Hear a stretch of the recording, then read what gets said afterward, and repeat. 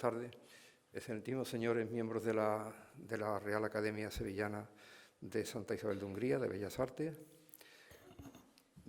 Excelentísimos e ilustrísimos señores asistentes y queridos amigos todos. Querido don Manuel, catedrático de Historia Medieval de la Universidad de Sevilla, que nos honra también con su presencia, y estimado amigo Antonio.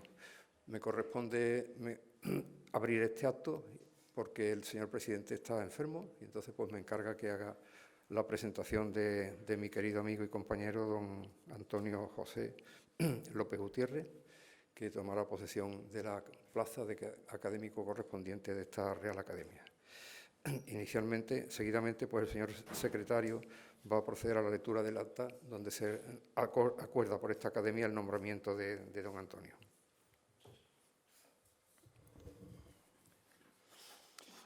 Según consta en el libro de actas correspondiente de esta Real Academia de Bellas Artes de Santa Isabel de Hungría, en su sesión plenaria del día 31 de mayo del año 2022, se acordó nombrar académico correspondiente en la ciudad de Dos Hermanas, presentado por los académicos numerarios señores Rodríguez Romero, Sánchez Núñez y Fernández Gómez, al ilustrísimo señor don Antonio José López Gutiérrez, en atención a los méritos contraídos por sus trabajos en la organización, descripción y digitalización de archivos y sus estudios sobre cancillerías reales bajomedievales, de todo lo cual, como secretario general, doy fe, en Sevilla, a 6 de febrero de 2024.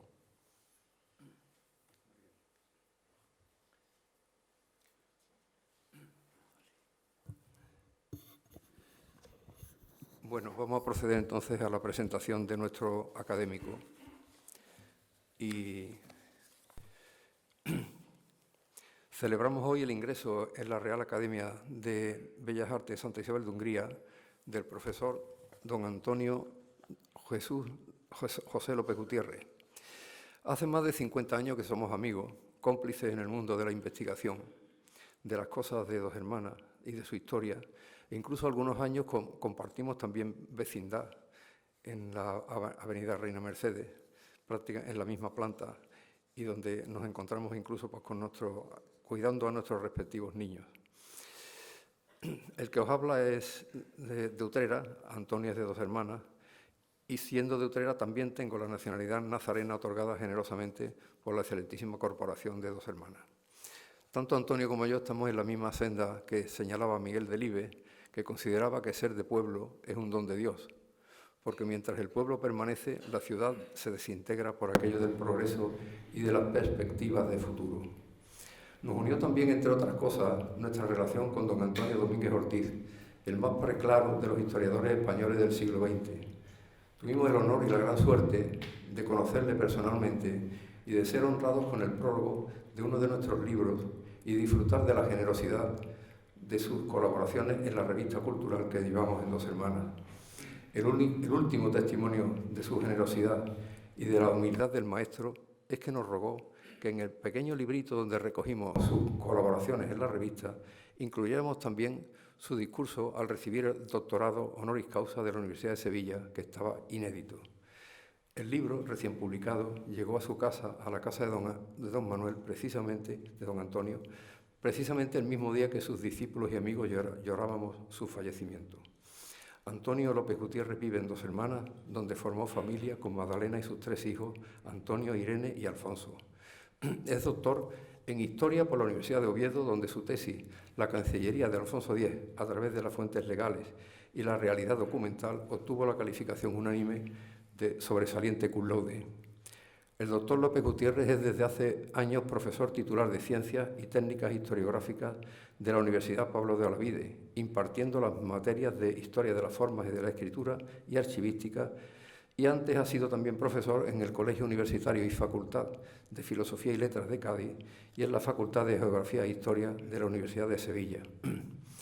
Atrás dejó Antonio una fructífera etapa como técnico del Cuerpo Facultativo de Archiveros del Estado, trabajando en el Archivo de India, codo con su esposa Magdalena, que durante años fue la mejor directora que hubiera podido soñarse al frente de uno de los archivos más importantes del mundo, en una larga etapa, seguramente una de las más brillantes y fructíferas de la institución, en la que se modernizó e informatizó el archivo y se amplió con el vecino edificio de la Silla del Cabildo. Y como tal experto en las técnicas archivísticas, Antonio ha trabajado además en el archivo de Simancas y en el archivo central del Ministerio de Cultura. Y esa vasta experiencia le ha llevado a ser reclamado para coordinar el proyecto de apoyo a la organización del Archivo General de la Nación en Lima, Perú, y el de Asunción en Paraguay, comisionado por el Ministerio de Cultura. Fue también Antonio director del proyecto de catalogación de la Biblioteca Cervantina en el Ayuntamiento de Ciudad Real y director del proyecto de organización de los archivos de las Hermandades de Sevilla en el marco de colaboración entre la entonces Fundación El Monte y el Consejo General de Hermandades y Cofradías de Sevilla en 2001-2011, donde realizó una labor intensa e impagable y asesora y organiza también a otros numerosos archivos públicos y particulares, entre otros la organización del Fondo Documental de la empresa Medina Garbey cuando se conmemoró el centenario del establecimiento de la empresa en Pilas. Y también por su interés documental, tuvo a su cargo la organización de los archivos de Antonio Rodríguez Buzón y de Juan Infante Galán, dos personalidades relevantes en el mundo de las cofradías así como también la organización del encantador museo Centro Etnográfico Camino del Rocío en Villamanrique de la Condesa, en cuya organización contó con la colaboración del profesor don Juan Márquez Fernández. Dirigió también hace cerca de 40 años la primera organización seria y solvente del Archivo Municipal del Ayuntamiento de Dos Hermanas, en la que bajo su dirección participaron especialistas que hoy gozan de inmenso prestigio profesional y académico. Y también dirige la organización del archivo de la Universidad Pablo de Olavide. Ha publicado Antonio más de 30 libros sobre materias de su especialidad y más de un centenar de artículos en revistas especializadas y otro tanto en revistas de divulgación como las que editan el Ayuntamiento de Dos Hermanas, el Consejo de Hermandades y otras. Antonio es un conferenciante brillante, pregonero de la Semana Santa y de Valme, y fue colaborador de la radio y televisión locales en Dos Hermanas, cuyas retransmisiones de la Semana Santa nazarena perviven en nuestros recuerdos. Y cómo no, Antonio es autor de libros sobre Dos Hermanas.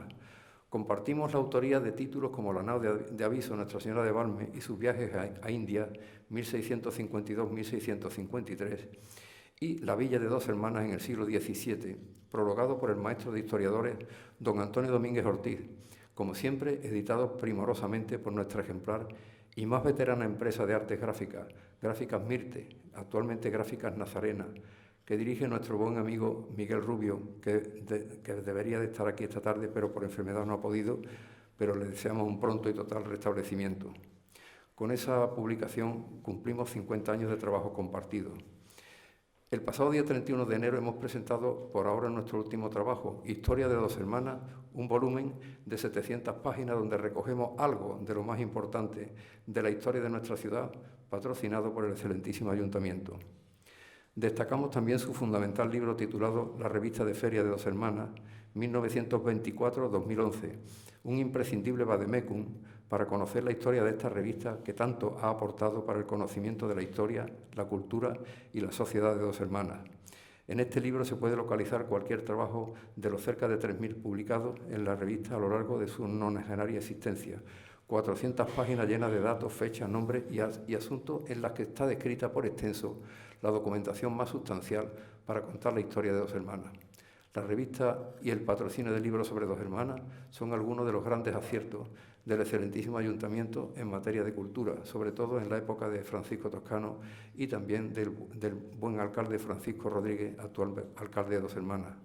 Destacando también el trabajo realizado bajo la generosa y siempre culta mano de Pepe González y la Sociedad de Desarrollo Municipal, que en tiempos dotó presupuestariamente algunas de estas publicaciones. Yo estoy seguro de que Antonio, como la mayoría de los presentes, podríamos decir con Bioy Casares que parte de nuestro amor a la vida se lo debemos a nuestro amor a los libros. Borges también lo refrendaba cuando decía: siempre imaginé que el paraíso sería algún tipo de biblioteca. Y aún le queda a Antonio tiempo para dedicarse con total solvencia a otra de sus aficiones para aliviar el estrés de la docencia y la investigación, la cría de pájaros, habiendo obtenido numerosas distinciones nacionales e internacionales. Y es que parece hecha para Antonio la máxima del maestro don Antonio, Machado para la historia de la literatura, cuando decía: despacito y buena letra, que el hacer las cosas bien importa más que el hacerlas. Dice un proverbio ruso que añorar el pasado es correr tras el viento. No es esa la intención de la investigación histórica, antes al contrario.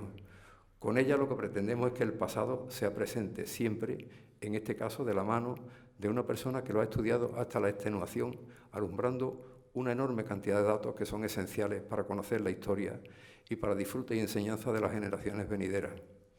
Entre sus trabajos destaca también la atención profesional y experta que dedica Antonio al mundo de las cofradías, porque en ella se conserva un caudal de información de personas, de costumbres y de ritos que abarca muchos siglos y muchos asuntos, y cubre, desde luego, importantes lagunas de la historiografía local. Trabajos que vieron la luz en nuestras revistas especializadas o en obras enciclopédicas de difusión nacional sobre el mundo cofrade. Estudios importantes realizados por nuestro futuro académico son los dedicados a personajes como el doctor Lázaro de Flores y sus pretensiones a la cátedra de cosmografía de la Casa de la Contratación de Sevilla, donde revela datos de interés sobre este importante personaje nazareno, que fue el autor del primer libro científico que se publicó en Cuba. Y otros personajes que mucho han tenido que ver con las hermandades, como Fray Isidoro de Sevilla, como Fray Hernando de Barrionuevo, obispo de Chile, y el descubrimiento de materiales de los que nació el más famoso pregón de la Semana Santa sevillana, a cargo del más legendario pregonero, Antonio Rodríguez Buzón, o también el que pudo ser el pregón de la coronación de Valmé, que quedó inédito. Antonio es miembro de dos grupos de investigación, uno que estudia la evolución histórica del clima en el Atlántico Sur en el segundo tercio del siglo XVIII a través de los diarios de a bordo de los navegantes de la época, en colaboración con otras universidades españolas y europeas, y otro trabajo de investigación sobre la reconstrucción de los caminos del Inca a partir de los correos terrestres del siglo XVIII en el Imperio Inca en el Tahuantinsuyo, de inminente publicación. La labor de Antonio es motivo de orgullo para Dos Hermanas su pueblo, porque forma parte de un pequeño y selecto grupo de investigadores que han llevado a un altísimo nivel su tarea y han aportado información documental imprescindible para el conocimiento de la historia de Dos Hermanas en el contexto de la historia de España. El 23 de noviembre de 2021, Antonio dio una conferencia en esta casa sobre otros detalles de la Cancillería de Alfonso X el Sabio, que al final fue musicalmente ilustrada por el tamborilero de la Hermandad de Villamanrique, interpretando música para 4 de las cantigas en recuerdo del nacimiento del Rey Sabio. Es miembro Antonio del Cabildo de Alfonso X el Sabio, asociación cultural sin ánimo de lucro, con objetivos claros centrados en la investigación, divulgación y promoción de la vida y de la obra de Alfonso X el Sabio, así como en el estudio y la difusión de la historia y tradiciones del Reino de Sevilla. El Cabildo de Alfonso X el Sabio le entregó el premio a la investigación sobre la figura y la obra del rey Alfonso X el Sabio en un solemne acto celebrado en el Ayuntamiento de Sevilla el 30 de noviembre de 2022. Con estas prendas se incorpora ahora Antonio a esta academia como correspondiente en Dos Hermanas, en la seguridad de que su estancia en esta casa no será baldía. Y ya es tiempo de oír a nuestro invitado, a mi querido amigo Antonio, que viene a hablarnos sobre Alfonso X el Sabio y sus documentos, materia en la que es uno de los máximos expertos. Así que, Antonio, tienes la palabra.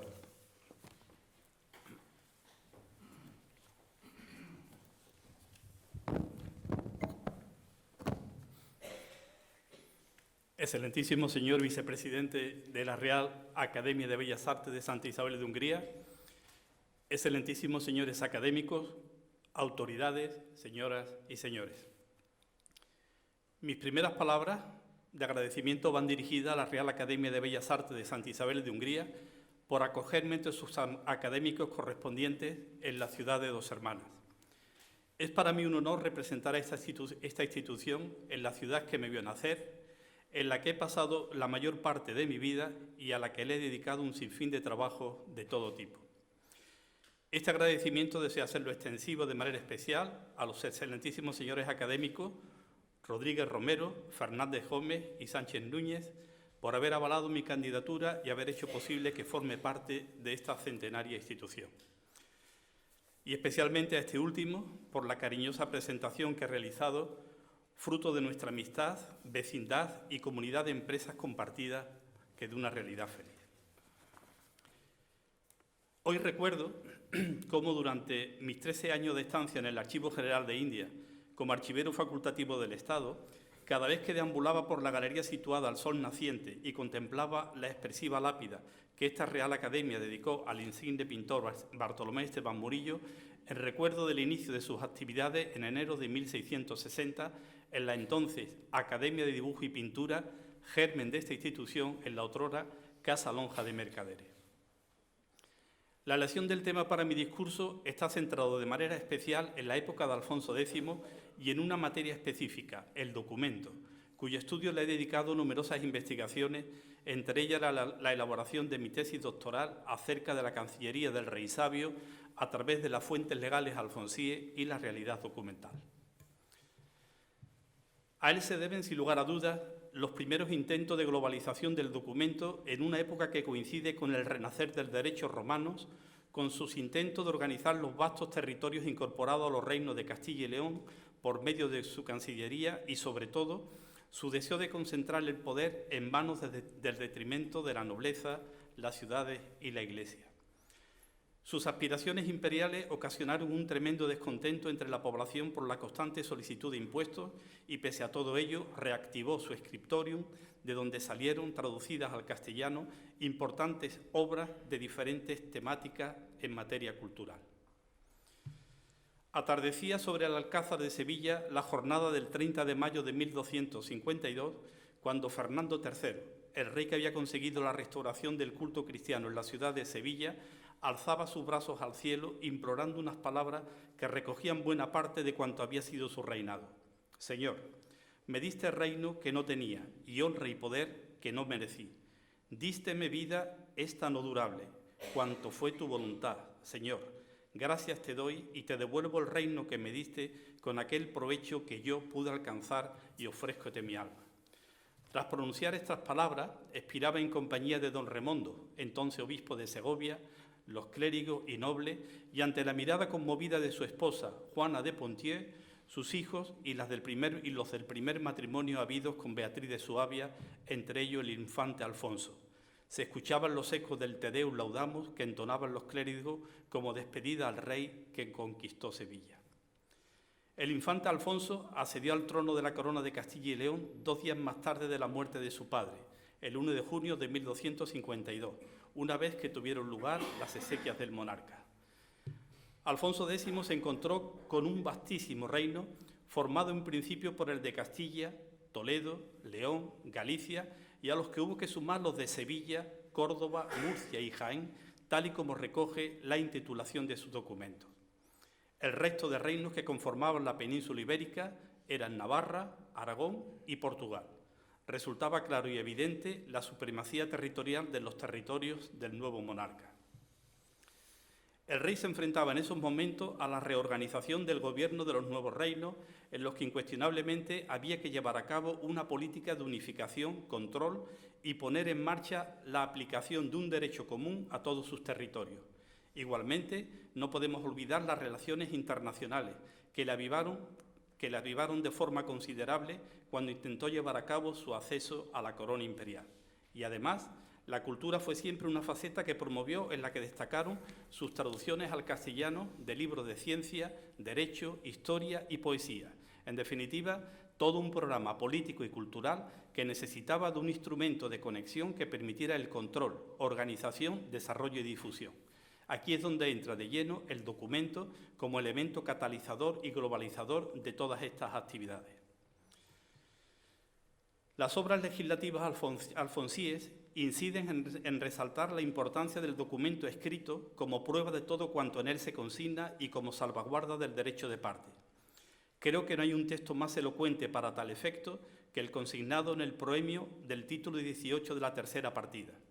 En la antigüedad de los tiempos es cosa que face a los homes olvidar los fechos pasados. E por ende fue menester que fuese fallada escritura, porque lo que antes fuera fecho non se olvidase, e supiesen los homes por ella las cosas que eran establecidas, bien como si de nuevo fuesen fecha. Y cuando a continuación define lo que entiende por escritura, no duda en resaltar su naturaleza como prueba de un hecho y señala los diferentes tipos de escritura existentes en función del otorgante del mismo. Escritura de que nace averiguamiento de prueba es toda carta que sea fecha por mano de escribano público de concejo, o sellada con sello de rey, o de otra persona auténtica que sea de creer, nace de ella muy gran pro. Cae testimonio de las cosas pasadas e averiguamiento del pleito sobre el que es fecha. En los reinos de Castilla y León, a partir de la segunda mitad del siglo XIII, el documento desempeñará un papel determinante en todos los aspectos de la sociedad y colocará las bases sobre las que se cimentará el futuro Estado moderno que se impondrá en nuestro país a partir del siglo XVI con los reyes católicos y la dinastía de los Austrias. En esta adopción del documento escrito fue decisiva la recepción del derecho romano a través de los estudiantes formados en la Escuela de Bolonia y de aquellos otros que salían de las universidades de Palencia y Salamanca. Sin lugar a dudas, la escritura, como en otra fase de la historia, jugó un papel definitivo a la hora de transformar a una sociedad, convirtiéndose en un instrumento de acceso a la cultura, como lo pone de manifiesto la cantidad de obras salidas del Scriptorium Alfonsí y que fueron traducidas por sabios árabes, hebreos y cristianos. Documento escrito, escritura, y faltaba el vehículo transmisor no solamente de acuerdo y disposiciones, sino también aquel que nos permitiera recobrar la cultura clásica que había sufrido un importante retroceso a partir de la invasión de los pueblos bárbaros. Aquí resultó esencial el empleo del castellano, que posibilitó transmitir cultura y conocimiento a diversos sectores de la sociedad castellana. En este aspecto, las obras traducidas al castellano en su scriptorium desempeñaron un papel determinante. Ya no resultaba necesario formar parte del estamento eclesiástico, saber latín, para poder integrarse en uno de los oficios de pluma de la corte regia, toda vez que los componentes del Estado laico podían acceder a la cultura y formación en castellano que le ofrecían las nuevas instituciones y prestar sus servicios a las órdenes del monarca. El monarca necesitaba personas preparadas, laicos y clérigos, para formar parte de sus instituciones y ahora sí podía nombrar a miembros de cualquiera de los dos estamentos reseñados. La introducción del personal laico en la Cancillería de Alfonso X se llevó a cabo de forma paulatina, sobre todo en los escalafones inferiores, los escribanos. Alguno de ellos, caso de Millán Pérez de Ayllón, realizó un cursus honorum hasta desempeñar el cargo efectivo de notario, interviniendo incluso en trabajo en obras jurídicas, como fue el caso del Fuero Real. En las Cortes de Zamora de 1274, Alfonso X señala que todos aquellos escribanos que están con los alcaldes deben ser legos, para diferenciarlo de la justicia eclesiástica, aunque esa introducción de personas laicas en trabajo de pluma en la corte ya la localizamos en tiempo de su padre, Fernando III. Alfonso X llevó a efecto una importante obra legislativa que tenía una doble finalidad. De una parte, limitar y unificar los derechos locales de las ciudades. De otra, formar un derecho territorial en todos sus dominios para limitar el poder de la nobleza señorial. Para conseguir estos objetivos, contó con la colaboración de numerosos juristas, formados en diferentes universidades italianas o españolas que actuaban al servicio del monarca. Citemos como ejemplo al maestro Jacobo de las Leyes, cuyo origen se desconoce, pero no así su formación en la Universidad de Bolonia, en la que se doctoró, y su prolongada estancia en la capital del Reino de Murcia. Se tiene constancia igualmente de su colaboración en la confección del Fuero Real y las 7 partidas, así como el desempeño de una serie de cargos, tales como juez, repartidor de la Huerta de Murcia, Lorca, Cartagena, recolector de las rentas reales e incluso haciendo la misión de embajador ante el rey de Aragón. En la obra Alfonsí, el derecho tradicional castellano fue recogido en el Fuero Real, compuesto entre 1252 y 1255. Redactado en castellano, fue concedido por el monarca a ciudades de realengo como Burgos en 1256, Madrid en 1263, Valladolid en 1265, con una finalidad claramente unificadora y que a la postre no encontró el éxito pretendido por el monarca. El espéculo es una obra que comenzó a elaborarse hacia 1255, pero que no fue acabada, según manifiestan algunos autores, porque mientras tenía lugar su redacción surgió el fecho del imperio, quedando aparcada y comenzando a redactar otra obra de mucho más calado que sirviera de aplicación para el imperio, como fueron las 7 partidas. En el caso de las 7 partidas nos encontramos con la obra definitiva de mayor relieve de la historia jurídica bajomedieval y de mayor altura científica en la Europa del siglo XIII. Para su elaboración se utilizó el contenido de los 5 libros del espéculo que se habían confeccionado y se emplearon textos de filósofos como Aristóteles, Séneca, Boecio, Teólogos como Santo Tomás de Aquino, fragmento del Libre Feudorum, que recoge el derecho del sistema feudal italiano de la Edad Media, y sobre todo numerosos extractos del Corpus Iuris Civile y textos canónicos. Las partidas no pudieron entrar en vigor debido a la oposición de la nobleza y las ciudades, que consideraban la obra legislativa alfonsí causante de la pérdida de derechos de la autonomía municipal y señorial y reflejo de una política legislativa centralista, al igual que acaecía con el fuero real. Y por si fuera poco, ambas entidades, señores y ciudades, veían al derecho común como derecho del Sacro Imperio Romano Germánico, a cuya corona aspiraba nuestro monarca, y que sus entresijos ocasionaron una crisis económica en Castilla. Una vez concluida su obra legislativa, fueros reales, pérculo y partida, se produjo una reacción contra la legislación real, y Alfonso X se vio obligado en 1272 a autorizar a los consejos de su reino que pudieran abandonar el fuero real, recuperando los señores y las ciudades su antigua jurisdicción. Decisión confirmada 2 años más tarde, en 1274, en las Cortes de Zamora. Por ello, las partidas no pudieron entrar en vigor hasta un siglo más tarde, y solo como un derecho supletorio con el ordenamiento de Alcalá de 1348.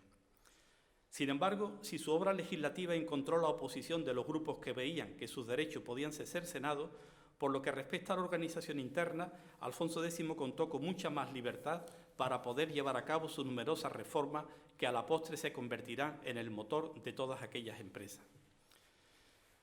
Para conseguir llevar a la práctica sus reformas, necesitó de un organismo, la Cancillería, en la que se aplicaran los preceptos de la recesión romanista que pululaban no solamente en la corte castellana, sino también en las cortes de los diferentes países europeos. Además, dada la nueva situación de su reino, con las nuevas incorporaciones llevadas a cabo por su padre, caso de Córdoba, Jaén y otros, en lo que intervino directamente en su etapa de infante, como fue el caso del reino de Murcia y Sevilla, el monarca pretendía controlar la expedición documental referente a las gracias y mercedes concedidas a los pobladores de aquellos reinos. No se trataba, pues, únicamente de realizar un repartimiento, sino conocer a quién se le concedía y las reservas que se incluían en estas donaciones, como por ejemplo la obligación de hacer casa en cierto tiempo, permanecer un periodo de años en dicho lugar y, por supuesto, no enajenar esa propiedad ni a moro ni a judío.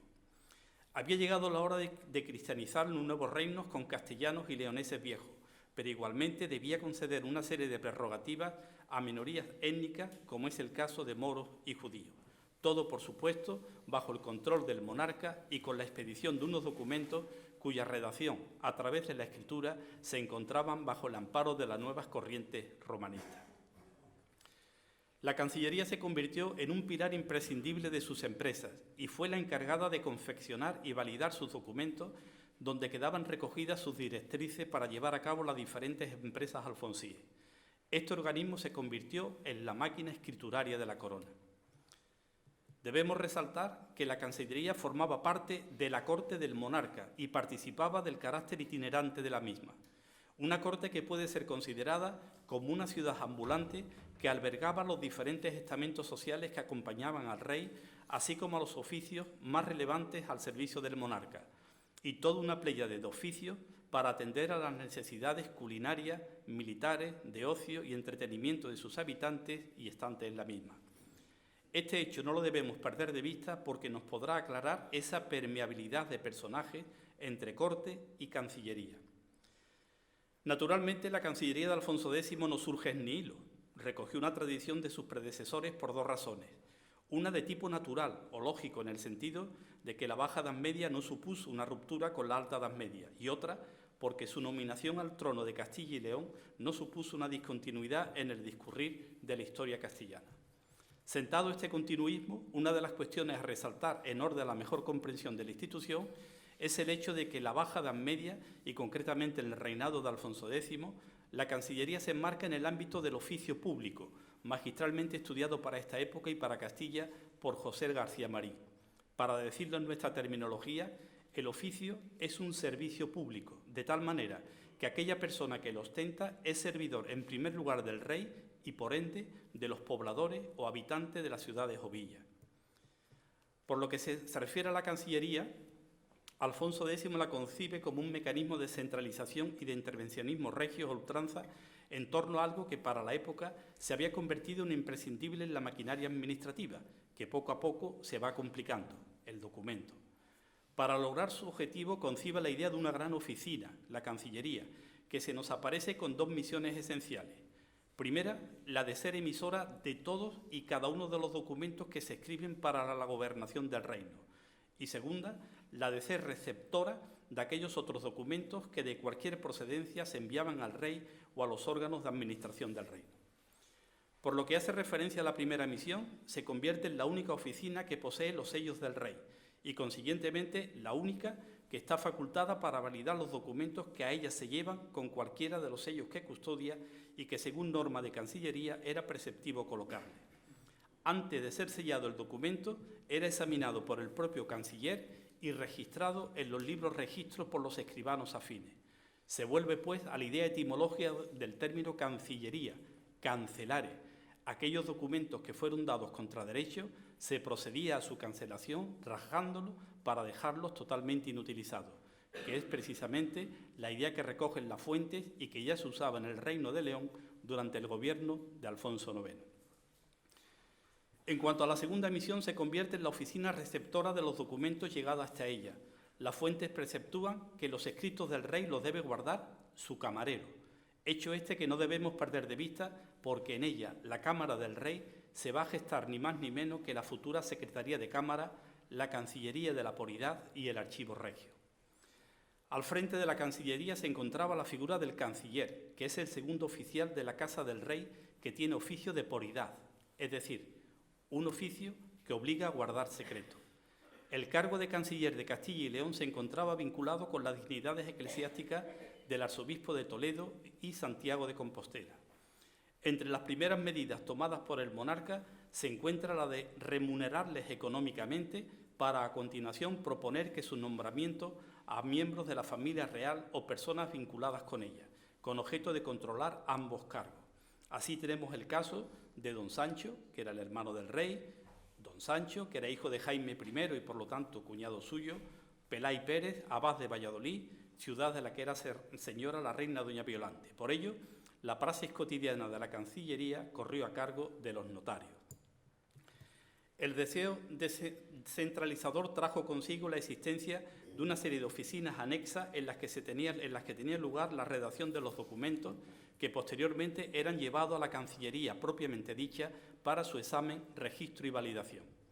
De modo que, y llamamos la atención sobre este hecho, por primera vez nos vamos a encontrar de una parte la Cancillería propiamente dicha y por otra unas oficinas a ella anexas y de tipo subsidiario, localizadas todas ellas dentro de la corte itinerante del monarca, pero diferenciadas en su función en cuanto a sus categorías. El núcleo central de la Cancillería estaba constituido por el canciller, los notarios, los escribanos grosatores, es decir, los que confeccionaban el documento, y los escribanos registratores junto con los selladores. Por lo que respecta a las oficinas ad laterem, son tres las que se configuran: las notarías mayores y los oficios de justicia y cámara. Las notarías, a su vez, son tres, una para Castilla, otra para León y otra para Andalucía. En cada una de ellas figura a su frente un notario y un número indeterminado de escribanos a cuyo cargo corre la redacción de documentos, fundamentalmente de merced, gracia y gobierno. La oficina correspondiente al oficio de justicia está presidida por los alcaldes de corte y bajo su jurisdicción se encuentran notarios y escribanos. Se encargan fundamentalmente de la redacción de documentos tocantes a la administración de justicia. Y finalmente, en cuanto al oficio de cámara, a su frente se encuentra el camarero del rey y le integran notarios y escribanos que tienen como misión el despacho de documentos de tipo económico. Con un vínculo común, a la oficina correspondiente al oficio de cámara se encuentra la llamada Cancillería de la Poridad, a la que tradicionalmente se la ha venido agrupando dentro de las llamadas Cancillerías menores, junto con la de la reina y los infantes. Este personal se encargaba de la redacción y expedición de documentos en lugares alejados a la villa o ciudad en la que estaba aposentada la corte y cancillería itinerante, hacia donde era materialmente imposible que se trasladara esta última. En estos casos va a ser cuando vemos actuar la cancillería personal del monarca confeccionando y expidiendo documentos sellados con el sello que en ese momento tenía a su alcance, el de la Poridad. Muchos de estos documentos eran llevados con posterioridad a la Cancillería Central para que, si cumplía una serie de requisitos preceptivos a los que se debían atener las cartas de Poridad, podía ser ampliado por otro documento según norma y derecho. De todos es conocida las aspiraciones imperiales de Alfonso X tras la muerte de Federico II en 1256 y su pertenencia a la causa de los Stauffen por vía materna a través de Beatriz de Suabia, que le abría las puertas al Sacro Imperio Romano Germánico. ¿En qué medida afectó a la Cancillería castellana estas aspiraciones imperiales? La idea de la existencia de una Cancillería imperial propiamente dicha, montada ex profeso para la confección de documentos relativos a sus aspiraciones al Sacro Imperio Romano, es más una quimera que una realidad feliz. A pesar de haber realizado Alfonso X varios nombramientos a favor de una serie de personas para su puesta en funcionamiento, nos referimos, por ejemplo, a los cargos de canciller a favor de Enrique, obispo electo de Espira, y el de protonotario en la persona de Bandino de Ilancia. Sin embargo, cuando examinamos la documentación acerca de estas pretensiones, todo parece indicar que se valió del personal que trabajaba en el Scriptorium y en la Cancillería castellana para la emisión de estos documentos. Al menos, eso es cuanto deducimos de la información de la que disponemos en la actualidad. Desde el punto de vista jurídico, parece que el tema resulta bastante más esclarecedor por dos motivos esenciales. En primer lugar, porque Alfonso X nunca fue ungido rey de los romanos por el Papa, a pesar de sus deseos, pretensiones e ilusión por conseguirlo. Y en segundo lugar, porque a tenor de la información que contamos a través de las fuentes publicadas, el personal que elabora esta documentación es un personal adscrito a su Cancillería o al propio Scriptorium Alfonsí. Vaya, por ejemplo, los casos de Juan Pérez de León, Juan Andrés, Pedro Cabezón, Esteban Domínguez, Pedro Esteban de Yele y Pedro Pérez de Medina. Durante el reinado de Alfonso X, el castellano desbancó de manera definitiva a la lengua latina, salvo en los casos que el documento fuera dirigido al papado, a alguno de los reyes de la época, franceses o ingleses, o bien a los reinos hispanos, como es el caso de la Corona de Aragón y su correspondencia con su suegro Jaime I. La consolidación del castellano como lengua oficial de la Cancillería frente al latín tuvo lugar por una serie de razones. Por un lado, nos encontramos con el deseo de unificar las viejas leyes locales en un derecho común, para lo cual resultaba totalmente imprescindible evitar posibles problemas de interpretación. Por otro, detectamos una justificación de tipo militar que potenció enormemente la utilización del castellano. Me refiero al progresivo avance de la Reconquista, esencialmente en la zona de Extremadura y Andalucía, y todo el proceso de su repoblación de nuevas tierras, así como el deseo de respetar los antiguos términos que desconocían los repobladores. Para ello se utilizó el romance, señalando, como bien indica Lomax, otros tipos de documentos empezaron a escribirse en castellano en esta época, como fue el caso de los libros de repartimiento o registros de heredades. Y finalmente, la dificultad que en la mayoría de los casos entrañaba entender el latín. En cuanto a la valoración de las obras salidas en castellano de su Scriptorium, nos quedamos con la descripción que el infante Juan Manuel realiza en el libro de caza en estos términos. Es tanto codició que los de su reino fuesen sabidores, que fizo trasladar en esta lengua de Castilla todas las ciencias. Otro sí fizo trasladar toda la secta de los moros, el Corán. Otro sí fizo trasladar toda la ley de los judíos, e aún en su Talmud otra ciencia que han los judíos muy escondida, a que llaman cábala. Otro sí romanzó todos los derechos eclesiásticos e seglares. ¿Qué vos diré más? Non podría decir ningún home cuánto bien este noble rey fizo señaladamente en acrecentar et alumbrar el saber. La adopción del castellano para traducir el importante número de obras que se llevaron a cabo en su Scriptorium contaba con la presencia de destacados personajes de la cultura árabe, hebrea y cristiana.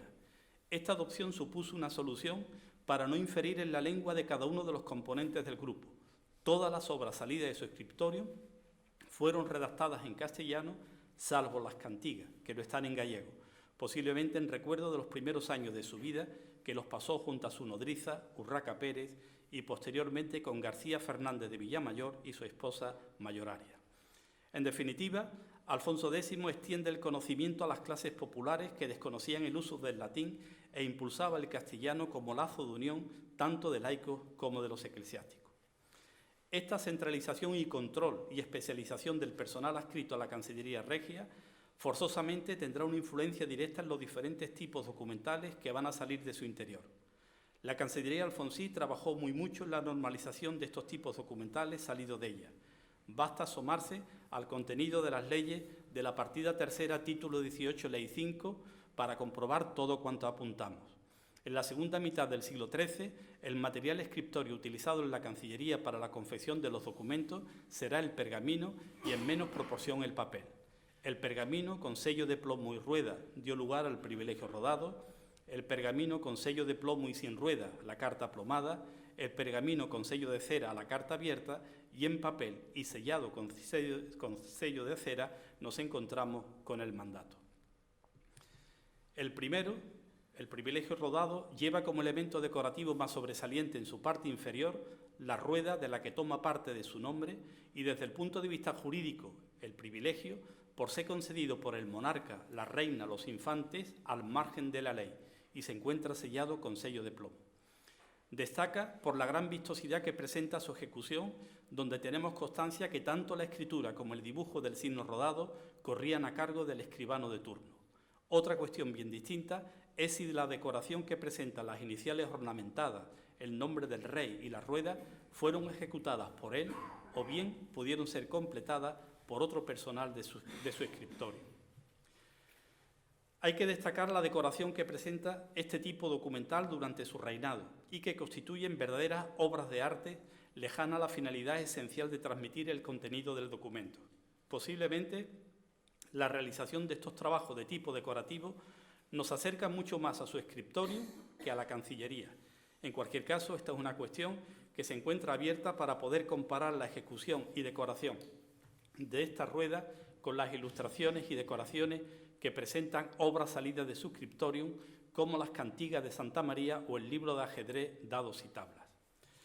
La carta plomada, como dijimos, aparece sellada igualmente con sello de plomo, pero en su interior no figura rueda alguna, y es solo el monarca el que la otorga, y en su mayor parte carece de decoración, salvo en el caso del nombre del rey. Finalmente, la carta abierta aparece validada con el sello de cera pendiente y en ella no se aprecia decoración alguna en su elaboración. La utilización del tipo de sello también tiene un significado jurídico. El plomo manifiesta concesión a perpetuidad y la cera simplemente temporal. Tenemos constancia de la introducción del papel en la Cancillería castellana desde tiempo de Fernando III.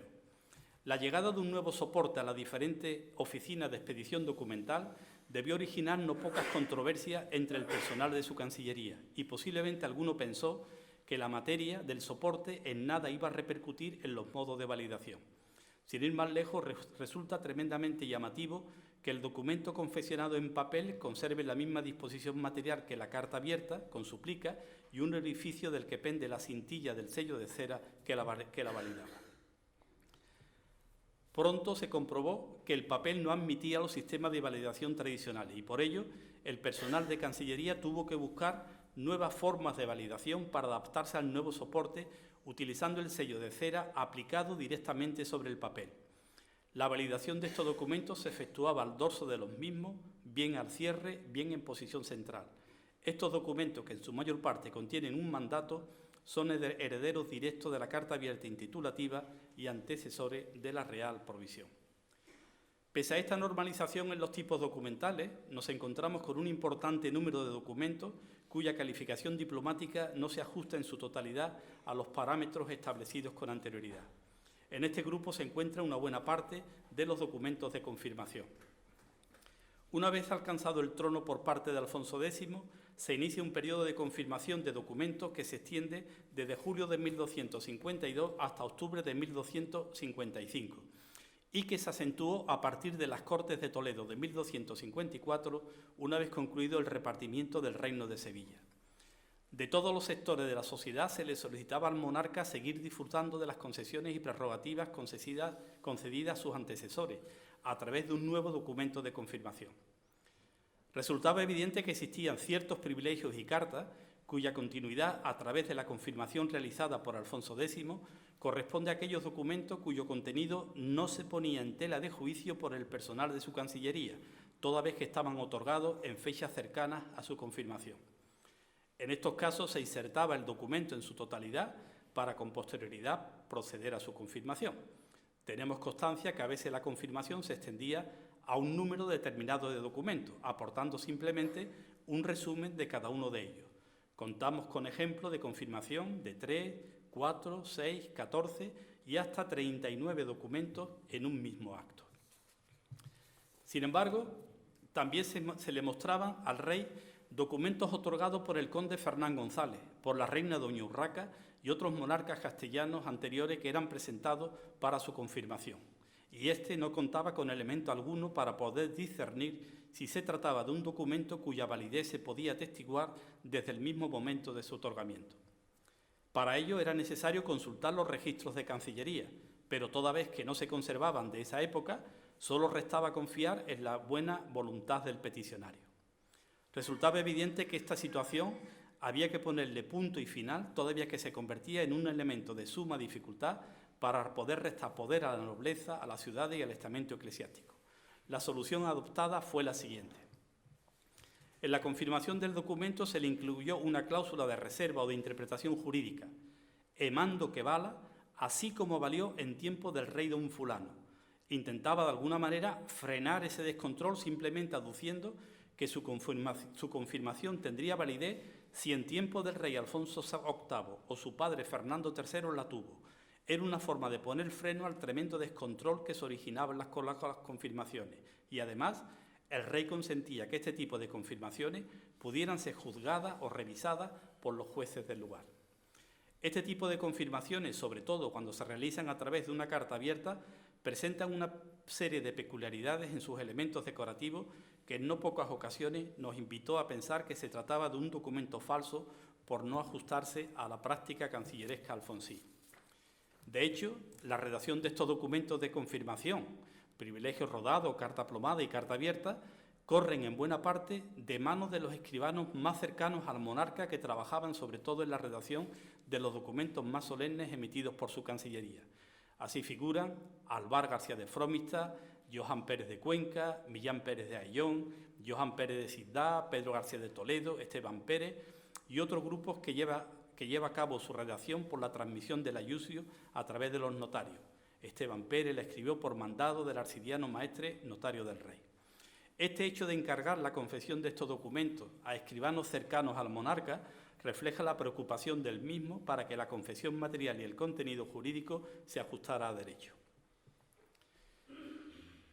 Complemento al orden intentado poner a la confirmación de documentos se encontraba la confección de los registros de Cancillería que sirvieran como justificante de la merced concedida y que en caso de pérdida se pudiera reexpedir o confirmar, libro que llaman registro, que quiere decir como escripto de remembranza en los fechos de cada año. Tenemos constancia a través de las fuentes legales alfonsíes de la existencia de dos tipos de registros. De una parte, el registro de los escribanos y de otra, los registros de Cancillería propiamente dicho. Estos registros de Cancillería estaban divididos según área geográfica y muy posiblemente correspondían a la división territorial que refleja la documentación, Castilla, León y Andalucía, donde cada uno de los documentos a registrar se incorporaba a su correspondiente registro geográfico. Las fuentes legales sí vislumbran la existencia de varios de ellos, pero no especifica el criterio a adoptar para incorporarlo a uno u a otro. Así simplemente se explicita: fagan registrar las cartas cada una en el registro que le conveniere. La fase de registrado del documento podía ser eludida por expreso deseo del rey, et otro sí, que non sellen las cartas antes de ser registradas, salvo aquellas que el rey manda que no se registren. Aunque desconocemos qué tipo de documento tenía la consideración de no cancilleresco, bien podrían tratarse de aquellos que tuvieran un carácter particular o aquellos otros que se deseaba guardar en secreto como carta y misiva. El escribano registrador procedía a escribir las cartas como geladieren, non menguando ni añadiendo cosa alguna en ellas. Tomada al pie de la letra esta normativa, el documento debía ser copiado en el registro in extenso. Sin embargo, la práctica de otras cancillerías y de la propia Cancillería castellana de otras épocas demuestra que los documentos contenidos en ellos eran abreviados en determinadas fórmulas de su protocolo inicial y final y que por la propia naturaleza de los registros lo que realmente interesaba era dejar constancia en ellos del contenido de su dispositivo. Incuestionablemente, llegados a este punto, creo que estamos en condiciones de apuntar la existencia de diversos registros en la Cancillería de Alfonso X. En un documento expedido en Sevilla el 8 de junio de 1261, Alfonso X concedió un traslado bajo sello a la Catedral de Córdoba de una carta plomada otorgada a la misma el 6 de junio del año anterior, referente a la entrega de 2/3 del diezmo de las fábricas de la Iglesia del Obispado. Pues bien, en dicho traslado se hace constar en su parte expositiva una referencia clara a la existencia de estos registros en la Cancillería Alfonsí, y pidiónos por merced que le mandásemos trasladar del nuestro registro egeladiésemos. Traslado, dicho sea de paso, de un documento que se decía haberse perdido, e mostrónos como una carta que nos hubiéramos dado que la perdieron y que después hemos tenido ocasión de comprobar que se conserva en el mismo archivo que el anterior, es decir, en la Catedral de Córdoba. De otra parte, la fase del registrado de los documentos en Cancillería ha dejado huella en la documentación alfonsí, bien a través de la marca de registro, que se suele colocar una R mayúscula dentro de la plica, sobre la plica o al dorso del documento. En este caso pueden comprobar la R cómo se coloca en la parte izquierda de la plica del documento. Más elocuente resultan otros donde se consigna el nombre del registrador y su función. En este caso, por ejemplo, aparece claramente Johan González la registró y aparece escrito sobre la plica del documento. Por lo tanto, hay pues certeza de la existencia de los registros de Cancillería en tiempo de Alfonso X y, no obstante, esta fecha de aparición de los registros la debemos retrotraer al día de hoy, al menos al reinado de Fernando III. La conservación y mantenimiento de la memoria a través de estos registros refleja una monarquía segura de su poder y lo que manifiesta un reflejo de una burocracia madura y estable. Estos registros fueron inicialmente depositados en la Cámara del Rey, a cuyo frente se encontraba, como antes apuntaba, el camarero, que se encargaba de custodiar las escrituras y, lógicamente, cuidar de su conservación. Las fuentes legales alfonsíes nos indican el porqué de su nombre y las funciones que debe cumplir, que ha así nombre porque él debe guardar la cámara do el rey albergare, en su lecho, en los paños de su cuerpo, en las arcas, en los escriptos del rey. Existen claros indicios de la efectividad de esta norma, por cuanto a comienzos del siglo XIV, en las Cortes de Valladolid de 1307, se recoge que un cuaderno de tales peticiones se guarde en la cámara. Los sucesos acaecidos durante la Guerra de los Comuneros y el incendio de la casa del escribano García Ruiz de la Mota dieron al traste con una serie de arcas de documentos que se encontraban allí depositados y en los que, según cuenta la tradición, estaban los registros pertenecientes a la Cancillería castellana. Scriptorium Alfonsí y Cancillería han sido dos términos que se han venido utilizando de manera individualizada a lo largo de todo su reinado, incluso en algunas ocasiones separándolo uno de otro como si se tratara de dos dependencias perfectamente separadas. Debemos tener en cuenta que el carácter itinerante de la Corte no favorecía en modo alguno la división departamental de ambas salas, cuyos componentes debieron convivir en más de una ocasión por las tiendas montadas en el campamento real e incluso en los palacios o monasterios donde pernoctaba el monarca. Por lo tanto, se trata de dos funciones perfectamente delimitadas. Por un lado, traducir, copiar y elaborar las obras que ordenaba el monarca, y por otra, confeccionar la documentación emitida por él mismo para resolver asuntos de gobierno. Una y otra se encuentra entrelazada por un factor esencial, la escritura que practicaban tanto sus copistas como los escribanos en cada una de sus obras y documentos. Todo cuanto acabamos de reseñar resulta de una gran importancia porque pone de relieve que el llamado Scriptorium Alfonsí y las personas vinculadas con la emisión de los documentos de su Cancillería manifiestan una permeabilidad en sus funciones y trabajan tanto en asuntos de copia o traducción de obras como en la redacción de documentos del monarca. Salvador Martínez señala que el desconocimiento de los escribas que confeccionaron los prólogos de sus obras posiblemente se deba al carácter itinerante de su corte y por ello empleó el mismo personal de su Cancillería para la confección de sus obras en su escritorio. Tenemos constancia, tal y como señala Evelyn Procter, que dos de los escribanos de Alfonso X, Juan de Cremona y Gil de Tibaldo, trabajaron igualmente en el escritorio alfonsí. A ellos debemos añadir el mencionado Millán Pérez de Ayllón y su participación en el Fuero Real. Estas mismas consideraciones podemos aplicarlas a los escribanos que trabajaron en asuntos relativos al tema imperial y que confeccionaron sus documentos. Se trata de escribanos adscritos a las cancillerías alfonsí. Por ello entendemos que cada vez cobra más peso la existencia de un escritorio y una cancillería con un personal permeable en las distintas obras que se llevaron a cabo tanto en la copia de las mismas como en la elaboración de los documentos de Cancillería. Alfonso X tuvo una formación en su juventud en tierras gallegas. Casó con doña Violante, hija del rey de Aragón, y participó de las aventuras y desventuras familiares. La pérdida de su hijo Fernando de la Cerda, el abandono de su esposa y sus nietos al partir hacia el reino de Aragón, la muerte de su hermano don Fadrique, la rebelión de su hijo Sancho, la oposición de una parte de la nobleza quedaron recogidas en su nutrida colección de privilegios rodados que manifiestan la falta de apoyo al monarca. Buena prueba de ello son los dos privilegios rodados que mostramos. Uno, de 1273, con las columnas de confirmante repletas, y el segundo, de 1283, poco menos de un año de su fallecimiento, donde se pone de manifiesto la soledad del rey, con la ausencia de numerosos confirmantes que le habían dado la espalda. El monarca heredó un gran reino de su padre y tuvo al documento escrito como compañero indispensable para conseguir sus objetivos. Los repartimientos de los nuevos reinos, la organización de su cancillería, la resolución de la problemática de confirmación de los documentos, la consolidación de los registros de Cancillería, sus relaciones con el resto de reinos peninsulares, la proyección europeísta en su intento por conseguir la corona del Sacro Imperio Germánico, propició que esos documentos, en los 44 años de gobierno, 12 como infante y 30 como rey, ascienden a la cifra de 3.394, según nos transmite el profesor González Jiménez a través del estudio sobre su itinerario. Todos ellos alcanzan, aparte de los reinos peninsulares, los de Portugal, Inglaterra, Francia, ciudades como Pisa y Marsella y el Estado Vaticano. Es cierto que la reiterada solicitud de ayuda económica a su súbdito para el fecho del imperio esquilmó su hacienda, provocando protestas y revueltas que fueron aprovechadas por una parte de la nobleza para intentar seguir conservando sus antiguas prerrogativas. Todo ello en base a la reforma documental que consiguió tras la llegada a Castilla de la recepción del derecho romano.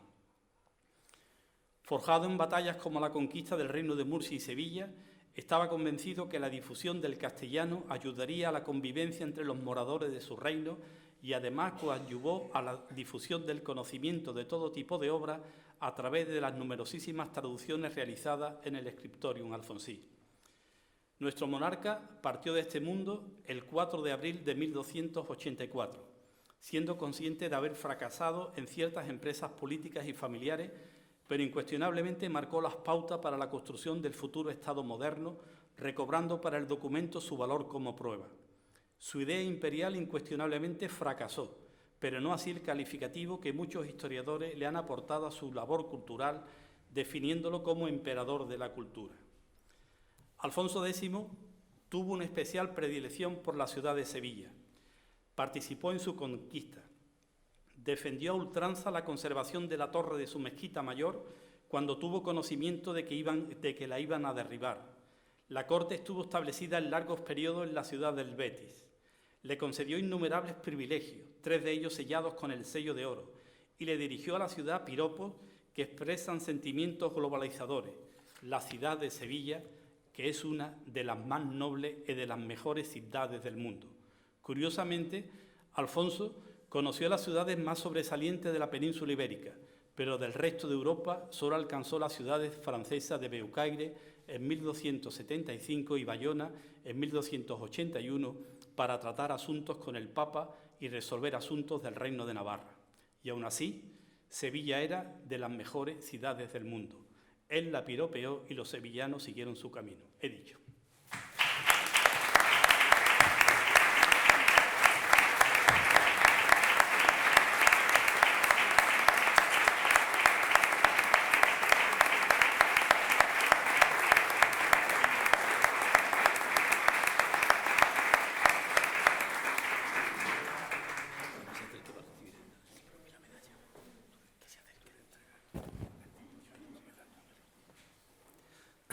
Bueno, nuestra más cordial enhorabuena al doctor don Antonio José López Gutiérrez. Ha hecho una grandísima exposición sobre la corte y sobre la Cancillería del Rey Sabio, de la que tantísimo hay que aprender, porque no parece que en la Edad Media se celebraran solamente unas batallas interminables, sino que se ha puesto de manifiesto que había una organización administrativa absolutamente admirable, y esa organización administrativa dio lugar a toda esta aportación documental que nos está demostrando que la corte del rey Alfonso X el Sabio fue una corte verdaderamente admirable. Alguien dijo que la primera universidad que se creó en el mundo fue nada menos que la Escuela de Traductores de Toledo. Algo de esto se hizo en aquella época, y realmente en esa época pues hubo acontecimientos interesantes que los historiadores están poniendo de manifiesto. En Sevilla fundamentalmente hay una escuela magnífica de medievalista de la mano del profesor don Manuel González Jiménez, y Antonio es una muestra fehaciente de que hay un fondo de investigación medieval absolutamente extraordinario, del que tenemos que estar muy agradecidos y desde luego expectantes de que sigan aportando documentación importante de esa época. Y sin más, pues vamos a proceder a entregarle a don Antonio José López Gutiérrez la medalla que acredita su condición de académico correspondiente en 2 semanas de esta Real Academia. Haga el favor de acercarse.